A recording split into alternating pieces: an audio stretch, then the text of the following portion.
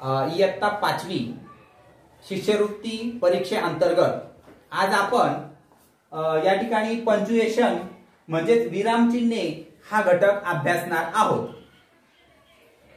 पंक्च्युएशनची काय गरज आहे हे समजून घेणं फार गरजेचं आहे। ज्या वेळेस आपण दैनंदिन व्यवहारामध्ये बोलतो त्यावेळेस आपण कुठे थांबायचं, आवाज चढ उतार, आरोह अवरोह, कसे कुठे या गोष्टी फार महत्त्वाच्या असतात, म्हणून ते समजून घेणं फार गरजेचं आहे। मग आपण सर्वप्रथम पाहणार आहोत कॅपिटल लेटर। मग कॅपिटल लेटर केव्हा काढायचा हे आपण एक एक गोष्ट समजून घेणार आहोत। बघा, वाक्य असतं, वाक्याच्या सुरुवातीचं जे अक्षर असतं ते आपण प्रथम कॅपिटल काढलं पाहिजे। त्यानंतर वाक्य संपलं आपण पूर्ण विराम देतो आणि पुन्हा त्याच्या पुढेही जर आपल्याला परत वाक्य लिहायचं असेल तर आपण त्या वाक्याची सुरुवात सुद्धा कशाने करायची? कॅपिटल लेटर्सनीच करायची। त्यानंतर व्यक्तीची जे नावं आहे, विशेष जे नावं असतात ते या ठिकाणी आपण कॅपिटल लेटरनी सुरुवात करायची असतात। बघा, जसं उदाहरणार्थ राधा हे काय प्रॉपर नाउन आहे, मग आपण राधा हे नाव लिहिताना त्याचा अक्षर हे कसं काढलं पाहिजे? कॅपिटल काढलं पाहिजे। तसेच समजा एखादं शहर आहे, सिटी, मग नाशिक, मग नाशिकचा एन कसा काढायचा? कॅपिटल काढायचा। त्यानंतर बॉम्बे, बॉम्बेचा बी कसा काढायचा? कॅपिटल काढायचा। तसेच नदी असेल, नदीचे जे नाव आहे समजा सुरुवातीचं गोदावरी नदी, मग गोदावरीचा जी कसा काढायचा? कॅपिटल काढायचा। त्यानंतर पर्वत आहे, हिमालया, निलगिरी, मग एच कॅपिटल, निलगिरीचा एन कॅपिटल, है का नाही? हे जे प्रोनाउन आहे याचे पहिलं अक्षर हे आपण काय काढायचं असतं? कॅपिटल काढायचं असतं। त्यानंतर आपले डेज ऑफ द वीक असतात, है की नाही? वारांची नावं, मग त्या वारांच्या नावाचं पहिलं अक्षर हे कॅपिटल काढायचं असतं। जसं की बघा वेनसडे, मग वेनसडेचा डब्ल्यू हा कॅपिटल पाहिजे, संडे एस कॅपिटल पाहिजे। तसेच महिन्याच्या बाबतीत पण आहे, महिना म्हणजे जानेवारी, फेब्रुवारी, मार्च, एप्रिल, मे, जून हे महिने आहेत की नाही इंग्रजी महिने, तर या महिन्यांचं सुरुवातीचं अक्षर हे कॅपिटल काढायचं। त्यानंतर आपले सब्जेक्ट जे विषय आहे त्या विषयाचं पहिलं अक्षर हे कॅपिटल काढायचं। जसं आपले विषय आहे मराठी आहे ना, इंग्लिश, हिंदी, मग हिंदीचा एच हा कॅपिटल काढायचा। त्यानंतर आपण जे बुक असतात, मोठे मोठे बुक असतात, त्या बुकचं जे नाव असतं त्याचं बघा, आता या ठिकाणी दासबोध हा हे नाव पुस्तकाचं नाव मी लिहिलेलं आहे, तर आपण सुरुवातीला द म्हणजे हा ती कॅपिटल काढलेला आहे आणि हा दासबोध हे नाव मध्ये आलंय, पण तरी सुद्धा याचं मात्र काय करायचं? आपण कॅपिटलच काढायचं आहे पहिलं अक्षर। त्याच्यानंतर आपण न्यूजपेपर बघतो, आहे का नाही? सकाळ, लोकमत, गावकरी, पुण्यनगरी, मग यांचं सुद्धा पहिलं जे अक्षर आहे हे आपण काय करायचं? कॅपिटलच काढायचं। जसं की बघा, सकाळचा एस कॅपिटल आहे, लोकमतचा एल कॅपिटल आहे। त्यानंतर समजा आय, एखाद्या वाक्यामध्ये आय हे सर्वनाम म्हणून वापरला असेल म्हणजे प्रोनाउन, तर आपण ते कॅपिटलच काढलं पाहिजे। बघा इथे येस पहिले वाय कॅपिटल आहे सुरुवातीचा, आपण सुरुवातीला काय म्हटलं? पहिलं अक्षर हे कॅपिटल काढायचं, इथं काढलंय। त्याच्यानंतर मध्येच हा आय आला, परंतु हा मी या अर्थाने आलेला आहे, ठीक आहे, म्हणजे सर्वनाम म्हणून आलेला आहे। मग त्यावेळेस आपण हे अक्षर आय हे कॅपिटलच काढलं पाहिजे। त्यानंतर जोडून येणारा शब्द समूह, म्हणजे आपण ज्या बिल्डिंग मध्ये राहतो, है का नाही, त्याचं काही विशेष नाव असतं। मग आता जसं की एखादी सोसायटी असेल, है का नाही, गोवर्धन हाऊसिंग सोसायटी, त्याच्यानंतर पार्थ अंगण हाऊसिंग सोसायटी, मग याचे जे अक्षर आहे हे जरी मध्ये आले तरी त्याचे अक्षर जोडून येणारे जे असतात त्याचं प्रत्येकाचं लेटर हे सुरुवातीचं आपण कॅपिटल काढलं पाहिजे। त्याच्यानंतर आपल्या बघा गेटवे ऑफ इंडिया, आता इथे एक तो अपवाद आहे, गेटवे ऑफ इंडिया. मग आता इथे ऑफ हे काय आहे, प्रिपोजिशन आलेलं आहे, प्रिपोजिशन आलेलं आहे, परंतु हे प्रिपोजिशन मात्र कॅपिटल नाही काढायचं. हा इथे अपवाद आहे. इथं जसं जोडून आलंय ना, हा ऑफ पण इथे जोडून आलाय, परंतु हे प्रिपोजिशन आहे म्हणून ते कॅपिटल काढायचं नाही. प्रिपोजिशन आपण स्मॉलच लिहित असतो. बघा, मग आपण कॅपिटल लेटरच्या संदर्भात बघितलं, वाक्याच्या सुरुवातीचं अक्षर हे कॅपिटल काढायचं. त्याच्यानंतर व्यक्तीचं म्हणजे विशेष नाम असेल त्याचं अक्षर कॅपिटल काढायचं. त्याच्यानंतर एखादं शहर असेल म्हणजे सिटी, रिव्हर आणि पर्वत यांच्या ज्या नावाची सुरुवात आहे याचं लेटर कॅपिटल काढायचं. त्याच्यानंतर वार, महिना आणि विषय यांचं अक्षर कॅपिटल काढायचं. त्यानंतर पुस्तकांची जी नावं आहे त्यांचं अक्षर, तसेच न्यूजपेपर यांचं सुरुवातीचं अक्षर हे कॅपिटल काढायचं आहे. त्याच्यानंतर जर वाक्यामध्ये जर प्रोनाउन आला असेल आय हे, तर हे पण मध्ये आला असेल तर ते सुद्धा कॅपिटल काढायचं.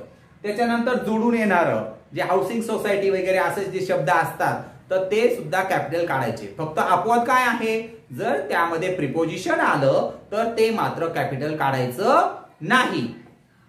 त्याच्यानंतर पुढे आहे बघा फुल स्टॉप. फुल स्टॉप म्हणजे एकदम सर्वांना माहित असतं, वाक्य संपलं की वाक्याच्या शेवटी फुल स्टॉप द्यायचा. जसं की I am a boy, full stop. त्याच्यानंतर बघा अशा प्रकारचं बी एड, मग बी नंतर इथं पण या ठिकाणी हा फुल स्टॉप दिला जातो. अशा प्रकारे इथं मध्ये सुद्धा आपण इथं फुल स्टॉप देत असतो. त्यानंतर कॉमा. बघा, कॉमा म्हणजे स्वल्पविराम.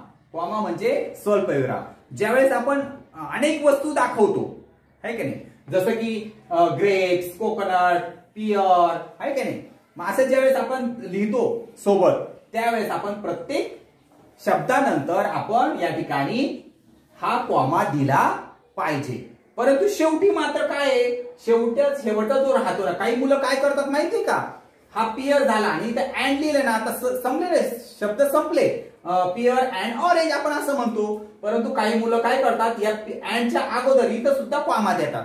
इथं कॉमा द्यायचा नाही, कारण मग ते चुकेल. पियर अँड ऑरेंज, शेवटचा जो शब्द आहे त्याच्या आधी अँड लावतात आपण आणि तिथं संपतं. त्याच्यानंतर बघा वाक्याच्या ठिकाणी कुठे कॉमा द्यायचा. टीचर सेड म्हणजे काय, कॉमा कुठे द्यायचा, आपण थोडंसं थांबतो की नाही. बघा, टीचर सेड थांबलो ना, मग तिथं कॉमा द्यायचा. काय, डोंट टॉक, आणि नंतर फुल स्टॉप. त्याच्यानंतर पुढचा आहे सेमी कॉलन म्हणजे अर्धविराम.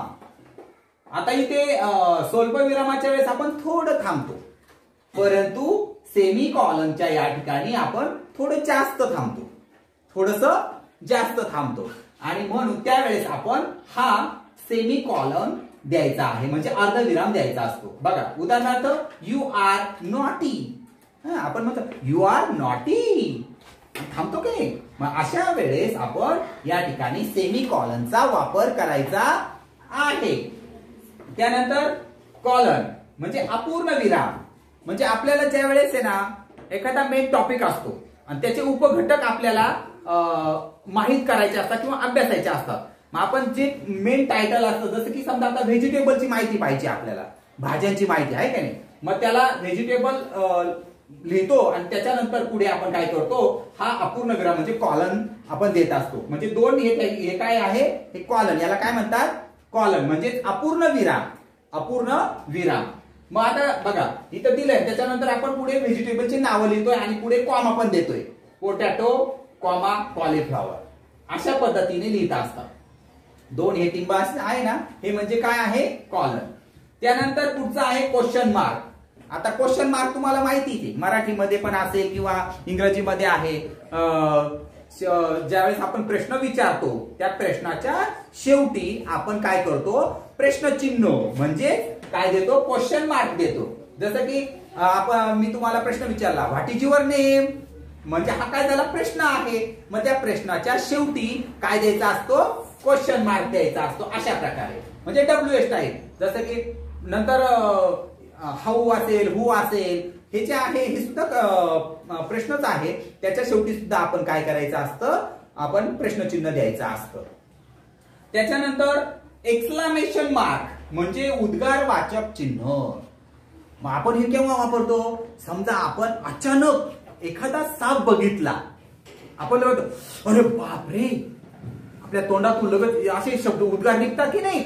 मग बापरे, मग आपण तिथं काय करतो? उद्गारवाचक चिन्ह वापरतो. मग तसंच इंग्रजीमध्ये काय, एखादी गोष्ट आवडली, मग आपण व्हेरी नाईस, मग त्याच्या पुढे लगेच काय वापरायचं? एक्सक्लामेशन मार्क म्हणजे उद्गारवाचक चिन्ह.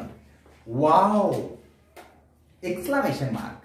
त्याच्यानंतर ग्रेट, ओ आलास, ओ, म्हणजे असे जे उद्गार तोंडातून निघतात ना, त्यानंतर आपण एक्सक्लामेशन मार्क्स द्यायचा असतो. त्यानंतर आहे इन्व्हर्टेड कॉमा. इन्व्हर्टेड कॉमा दोन प्रकारचे असतात, एक एकेरी अवतरण चिन्ह आणि सिंगल आणि डबल. एकेरी अवतरण चिन्ह आणि दुहेरी अवतरण चिन्ह. मग आता आपण ते केव्हा वापरतो बघा. ज्ञानेश्वर रोट ज्ञानेश्वरी. मग आता ज्ञानेश्वरांनी काय केलं? ज्ञानेश्वरी लिहिली. मग आता हे जे पुस्तक आहे त्याला आपण काय केलं? एकेरी अवतरण चिन्ह या ठिकाणी दिलेलं आहे. त्याच्यानंतर दुसरं वाक्य बघा. दुसऱ्या वाक्यामध्ये दुहेरी अवतरण चिन्हाचा वापर या ठिकाणी आपण करत आहोत. मदर सेज, मदर सेज म्हणजे आपण थांबलो, कॉमा दिला आणि काय? Come here. ज्यावेळेस आपल्याला बोलवलं जातं त्यावेळेस आपण काय करतो? या ठिकाणी जे शब्द असतात त्याला आपण दुहेरी अवतरण चिन्ह देत असतो. डबल इन्व्हर्टेड कॉमा आपण त्या ठिकाणी देत असतो. त्यानंतर या ठिकाणी बघा अपॉस्ट्रॉफी म्हणजे काय? की ज्या ठिकाणी आपण चाचीचे म्हणजे कसं की श्रद्धाज बॅड असं बोलतो की नाही, मग त्या ठिकाणी आपल्याला अपॉस्ट्रॉफीचा वापर करायचा असतो. बघा श्रद्धाज म्हणजे एसच्या आधी वरती आपण हा या ठिकाणी अपॉस्ट्रॉफी द्यायचा असतो. त्याच्यानंतर डोंट, डोंट बघा इथे टीच्या अगोदर वरती आपण या ठिकाणी अपॉस्ट्रॉफी द्यायचा असतो. त्यानंतर आय एम. या ठिकाणी परत आणखीन एक आहे अनेक वचन म्हणजे ज्यावेळेस विचारलं जाईल त्यावेळेस मात्र तो मध्ये नाही देत, आपण शेवटी देतो. जसं की बघा गर्ल्स, गर्ल्सच्या नंतर या ठिकाणी अपॉस्ट्रॉफी दिलंय, एसच्या डोक्यावरती दिलाय आणि पुढे दिलेलं आहे हॉस्टेल, गर्ल्स हॉस्टेल. त्यानंतर बॉईज, बॉईज आता इथे मध्ये नाही, एसच्या अगोदर नाही दिलेलं आहे, नंतर दिलेलं आहे वरती.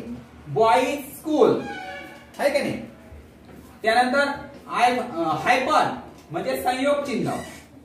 मग ज्यावेळेस आपण फादर इन लॉ असे जे शब्द लिहितो त्यावेळेस आपण त्याच्यामध्ये जे रेष देतो अशी आडवी त्याला म्हणतात हायपन. काय म्हणतात? हायपन म्हणजे संयोग चिन्ह. Peace maker. आणखीन याचा वापर कुठे केला जातो? ज्यावेळेस तुम्ही बघा वहीमध्ये लिहायला सुरुवात करतात आणि ओळ संपते पण तुमचा एखादा शब्द लिहायचा बाकी असेल त्यावेळेस शेवटी काय करायचं की डॅश देतो आपण असं, आहे का नाही. नंतर खालच्या ओळीत लिहायला सुरुवात करतो त्यामुळे सुद्धा त्याचा वापर या ठिकाणी करत असतात या हायपनचा. त्यानंतर पुढचा आहे कॅरिट म्हणजे काकपद. कॅरिट म्हणजे काकपद म्हणजे बघा एखादं वाक्य लिहिताना तुमचा जर शब्द मध्येच मिसिंग झाला आहे का नाही, मग त्यावेळेस तुम्हाला आठवलं अरे इथे शब्द राहिला, मग त्यावेळेस आपण अशा प्रकारचं कॅरेट आपण द्यायचं, हे चिन्ह द्यायचं आणि त्याच्या डोक्यावरती तो जो शब्द विसरला असेल तो शब्द तुम्ही त्या ठिकाणी लिहायचा असतो. जसं की बघा धिस इज बॉय आणि हा ए राहून गेला होता, धिस इज बॉय असं लिहिलं आणि हा अ राहून गेलेला होता. मग आपण इथं काय केलं, हे कॅरेट सिम्बॉल दिला आणि ए लिहिला.